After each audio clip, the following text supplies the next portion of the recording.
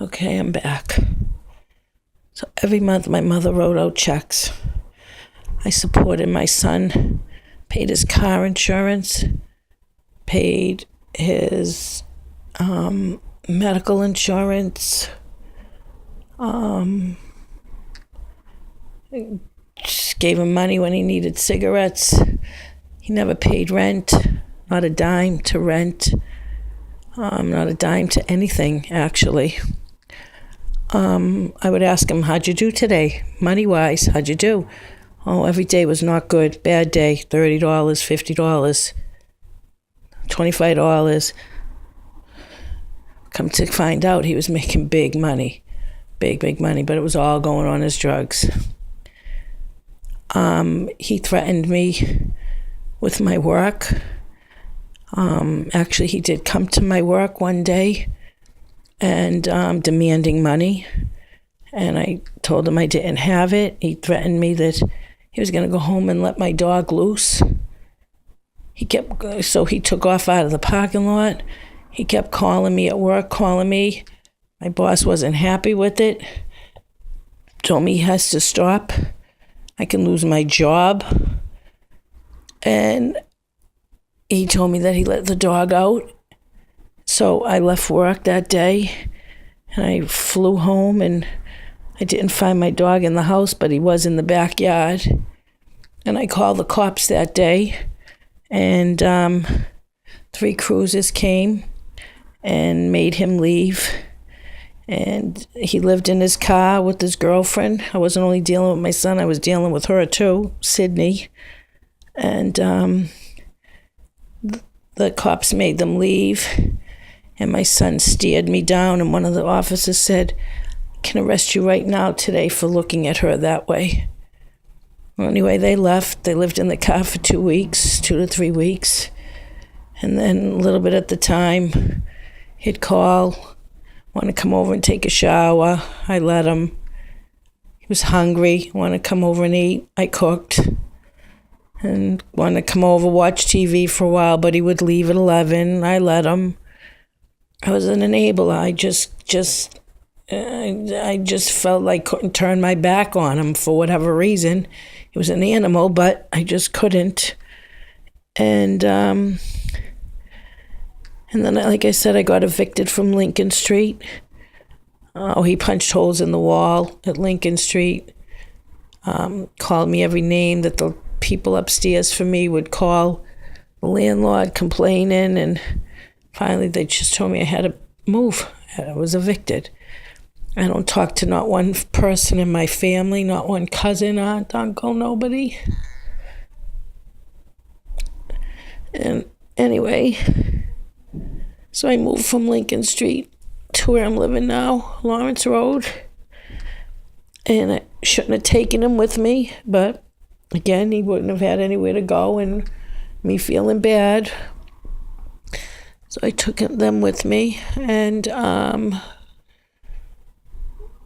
I just started running. I would go out every night. I'd go to the bars with my friends. I would be drinking and just ran from my home. I didn't want to go home. And then I met Lincoln and lived in my car for a year. Not wanting to go home. Couldn't even bring him home because my son was nasty.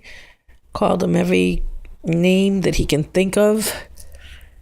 Called him a nigger, called him a homeless loser, go to your park bench. Just a bunch of shit.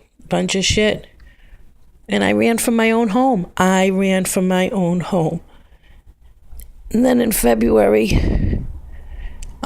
he called me up one day and wanted to know if I was alone. And I said no, I was with Lincoln.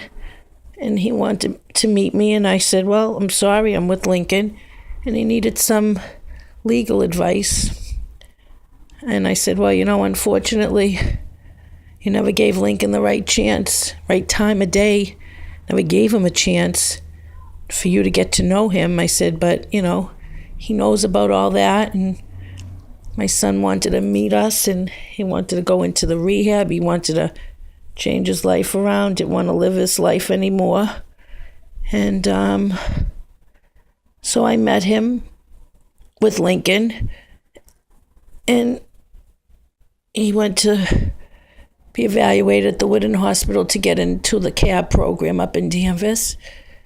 And we did laundry and got them something to eat, and Lincoln and I drove them up to the CAB in Danvers. I signed them in. I ran up there every single day with 4 packs of cigarettes and between $20 and $30 for each of them. So 2 packs each for Chris, 2 packs for cigarette for Sydney, $20 to $30 for Chris, $20 to $30 for Sydney, every single day.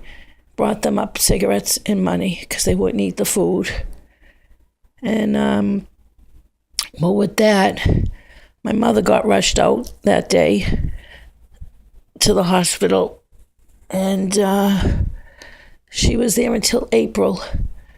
She came home in hospice. She did not want to die in a hospital. She didn't want to die in a nursing home. I had to work, so Lincoln said that he wouldn't have a problem taking care of her. And let me tell you, she couldn't get any better care than what she got from him.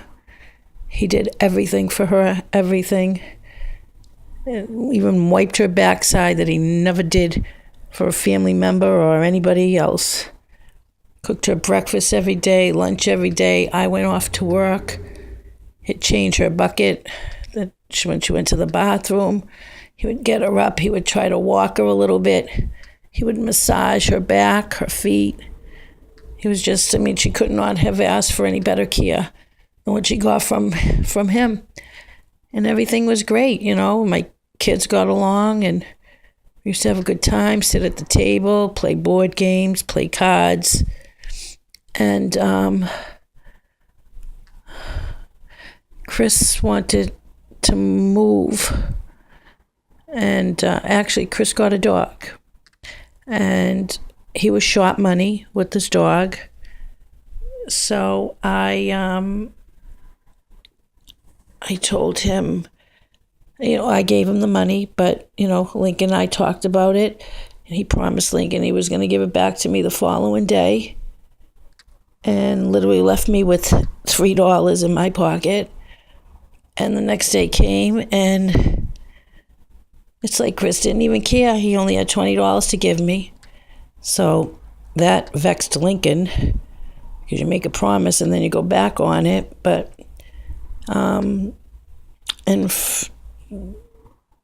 he gave me the rest of the money the following day. And from that day on, I was just really upset with him. And then he wanted me to give him $2,000 to move out and get an apartment.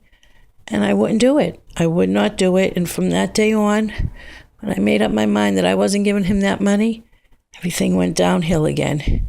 Because when Chris can't get his own way, that's how he gets. He starts with the verbal abuse. Again, picking at Lincoln, calling him names, picking at me. Just nasty. And I would start running from that house too. And then I was like, I'm not going to run from this house. And then one day, my aunt called me and said that my mother's bank statement came in and her check wasn't there. And it was, I'll be back.